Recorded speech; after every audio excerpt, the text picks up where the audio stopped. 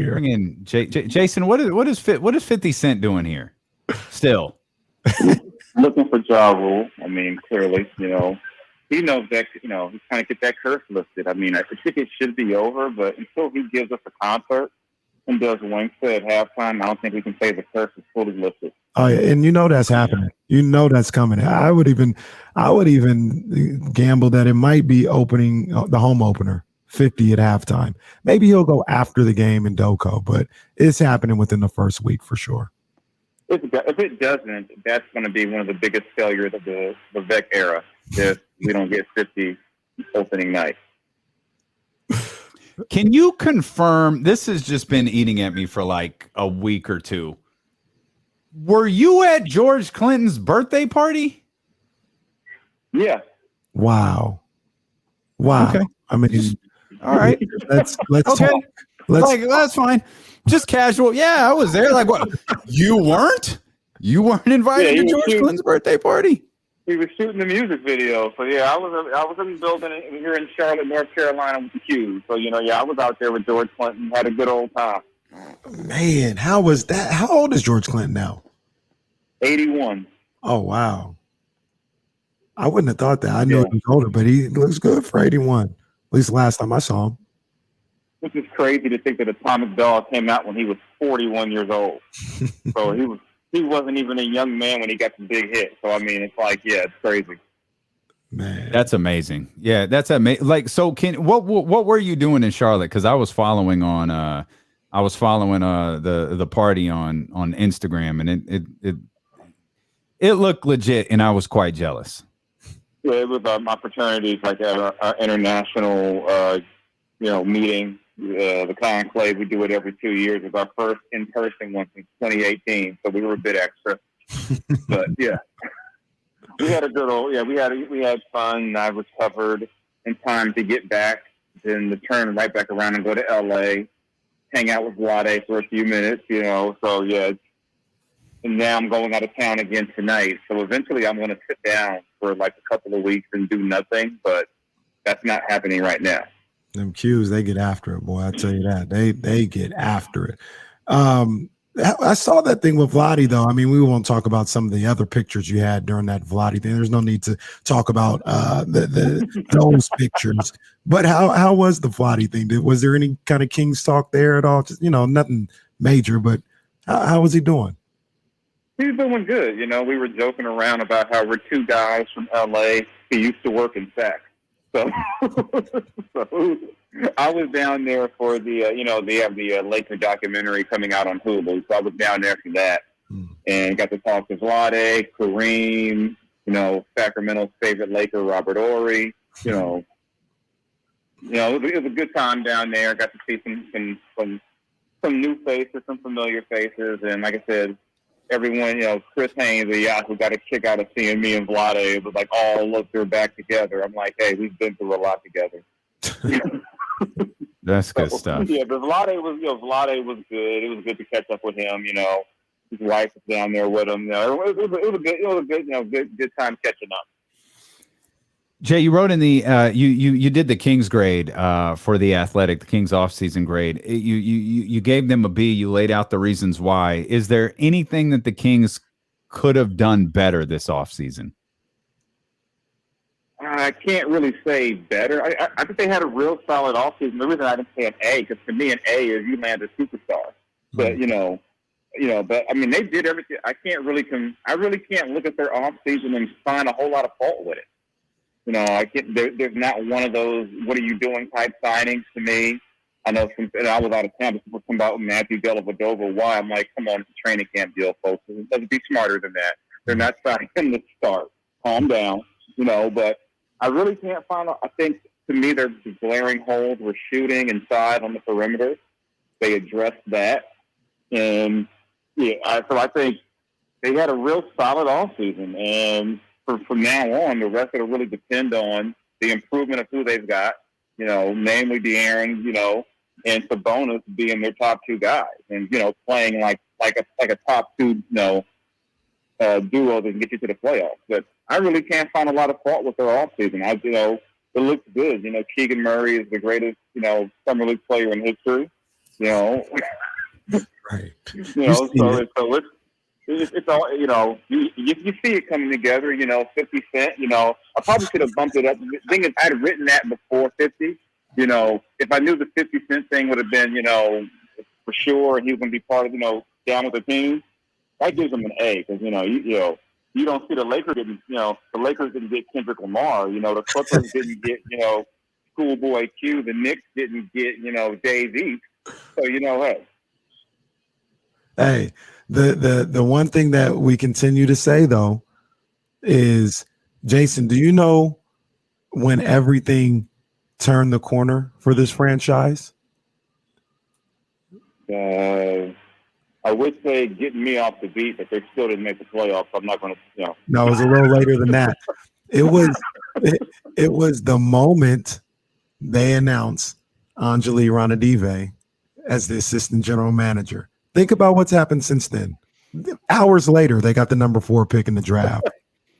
And then True. everything, it's been golden since Anjali has been on board. Okay, I want you to remember that if they lose 5 in a row, that's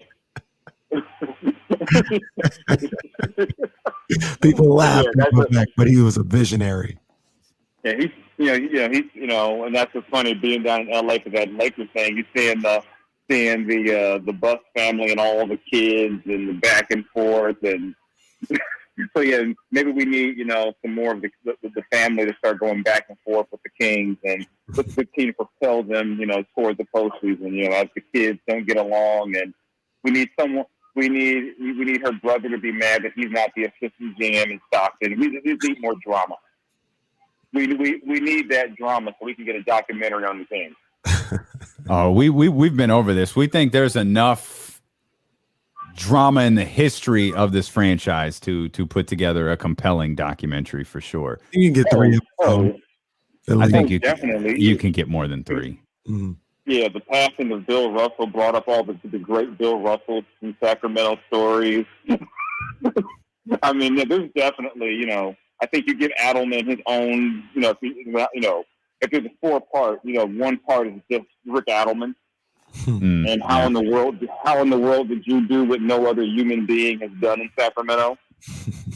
You know, I actually did talk to Vlade a little bit about that, about, you know, the fact they had winning records when he was in town. And he said, you know, a lot of that when he came as a player was what he learned from the Lakers.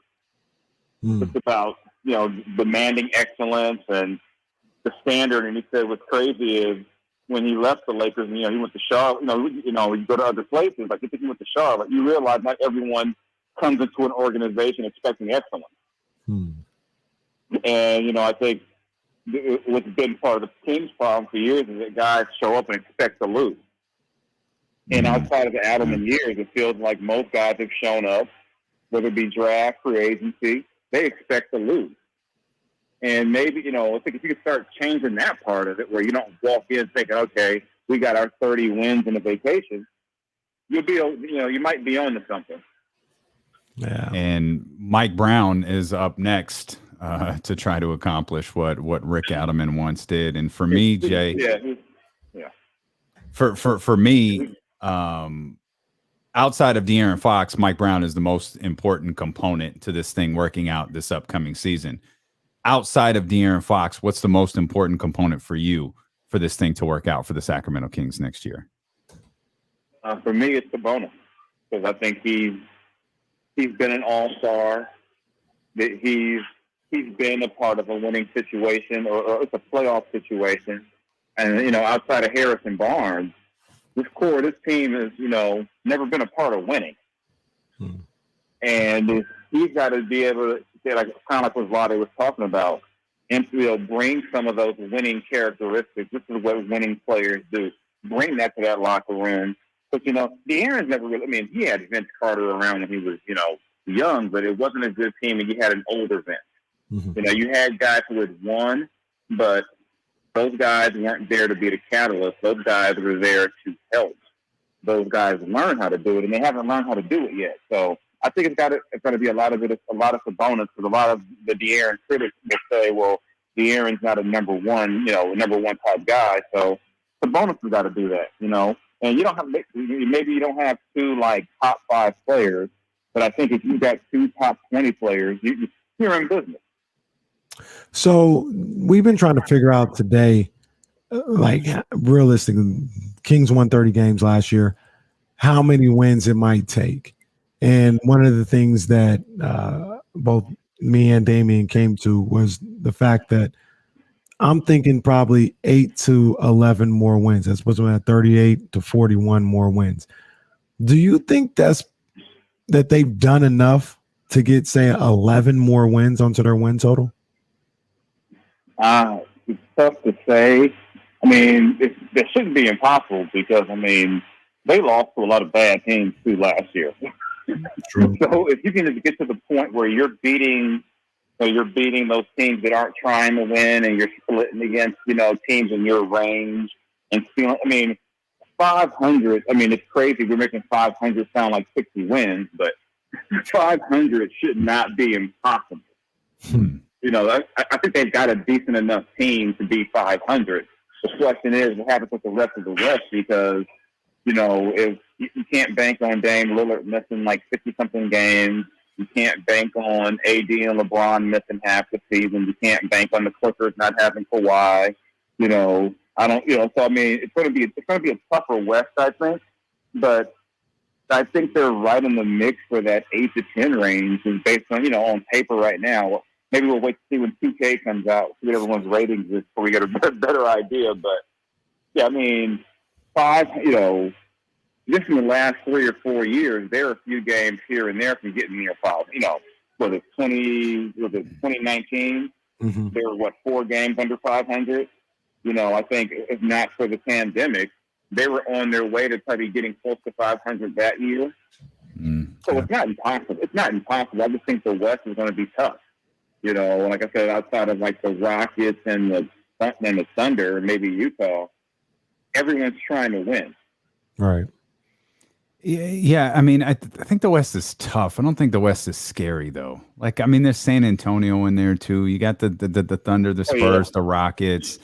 I think Portland's a question mark. You got Utah. I agree.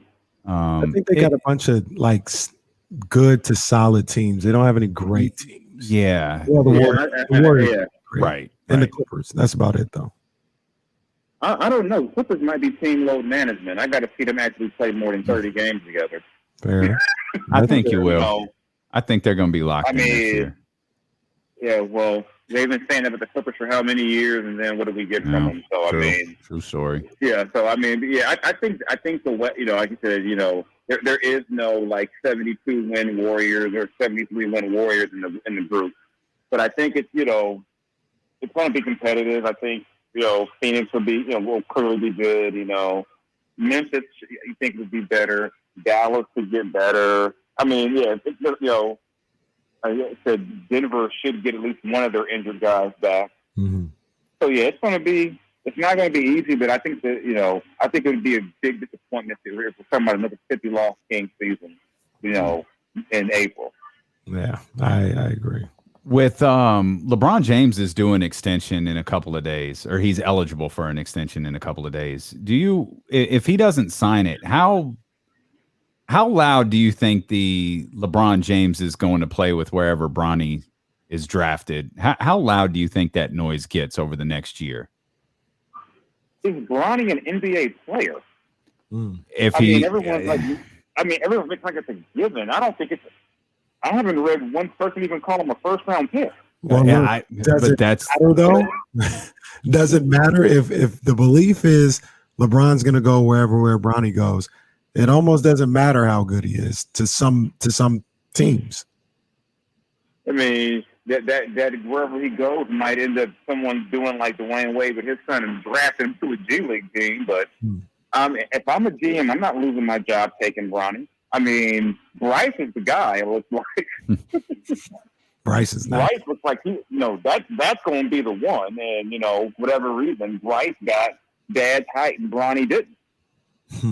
He just shot right past his bigger brother. So I just find the whole he's going to play where his son thing hilarious.